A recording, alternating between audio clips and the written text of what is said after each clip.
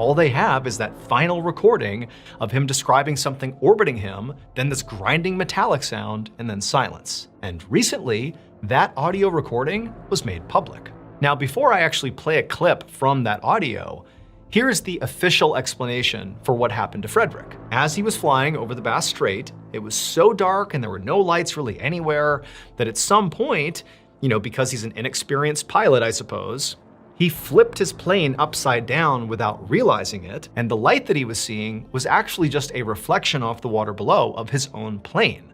And eventually, from flying upside down, his engine began to fail, and he crashed into the Bass Strait.